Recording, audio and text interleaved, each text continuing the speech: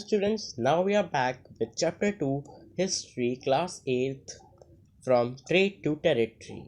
So, introduction to important historical characters. So, as you can see, Aurangzeb, the last Mughal emperor, Vasco da Gama, Portuguese explorer who discovered the sea route to India.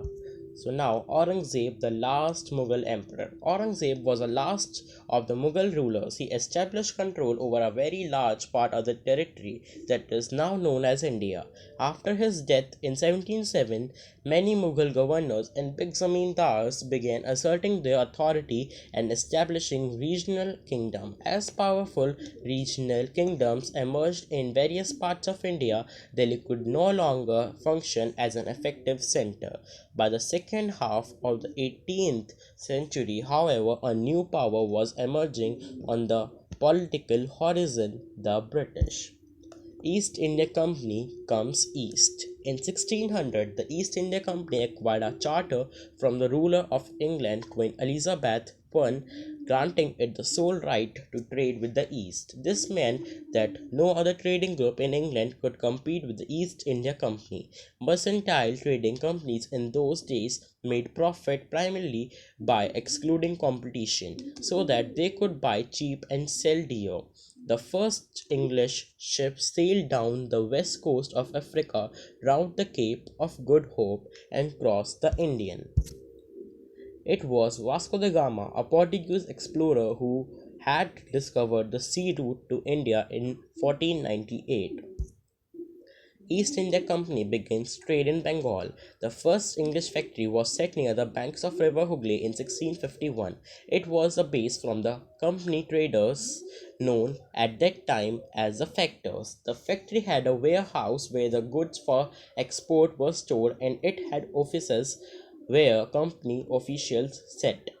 By 1696, it began to building forts around the settlements. 2 years later, it bribed Mughal officials into giving the company zamindari right over three villages. One of these was Kalikata, which grew later Calcutta or Kolkata.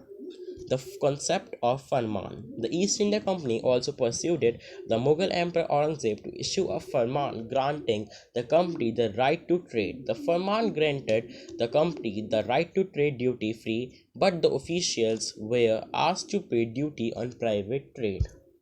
How trade led to battle.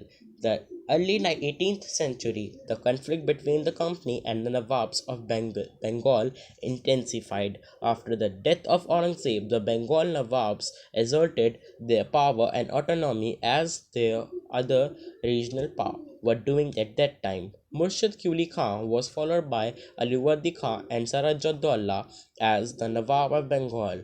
Each one of them was a strong ruler. The Nawabs refused to grant the company concessions, demand of large tribute for the company right to trade, denied it any right to mint coins, and stopped it from extending its fortifications. The company was also convinced that to expand trade, it had to enlarge its settlement and buy up villages and rebuilding forts. The conflict led to the famous Battle of Plassey. 1757. Now we're going to study about the Battle of Plassey. After the death of Aliwardi Khan, Sirajuddaulah became the Nawab of Bengal. The company was worried about his power and keen on a puppet ruler who would willingly give trade concession and other privileges. An infuriated Sirajuddaulah asked the company to stop meddling in the political affairs of its domination, stop fortification, and pay the revenues. After negotiations failed, the Nawab sent 30,000 soldiers to the English factory, captured the English officials, locked the warehouse, blocked the English ships. So the Battle of Plassey, 1757, a view from that battle. British defeated Sirajuddaulah with the help of Mir Jafar. This battle laid the foundation of British Empire in India. The British army was vastly outnumbered, consisting of 800 Europeans and 2,200 Indians. The Nawab had an army about 50,000. The British General Robert Clive bribed the Nawab uncle and chief of army Mir Jafar, who controlled the artillery and much of the army. The result was that Sirajuddaulah was deserted by the best troop in his army, and the British easily defeated those who remained loyal. The Battle of Plassey took place on June 23, 1757.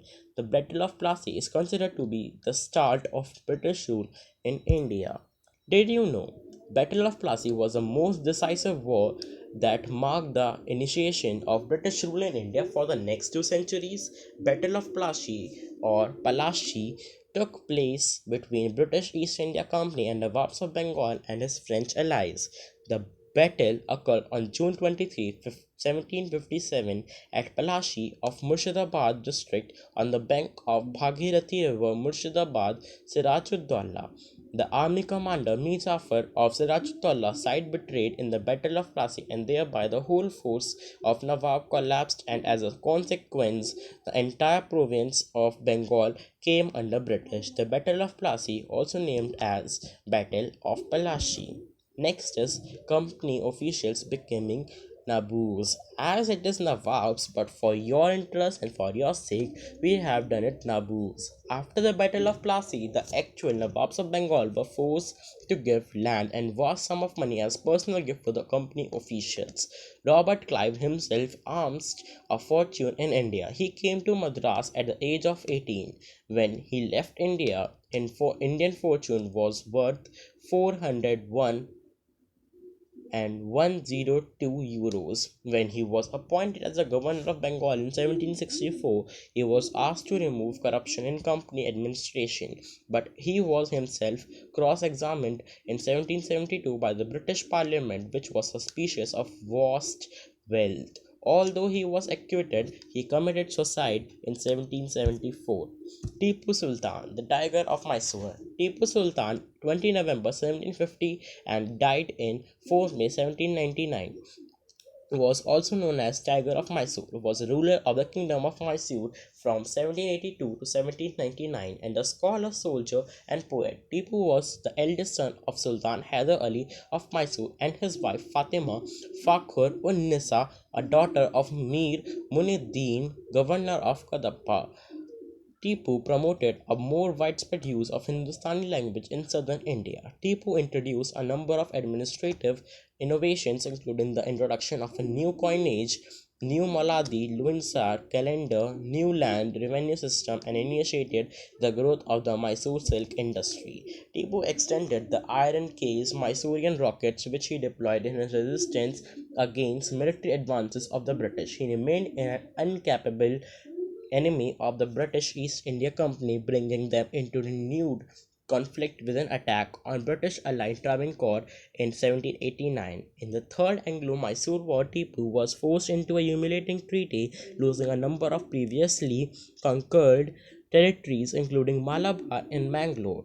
In the Fourth Anglo-Mysore War, the combined forces of the British East India Company and the Nizam of Hyderabad defeated Tipu and was killed on 4 May 1799 while defending his fort of Sringapatnam.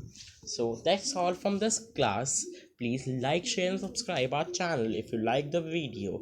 Thanks for the watching it properly. Thank you once again.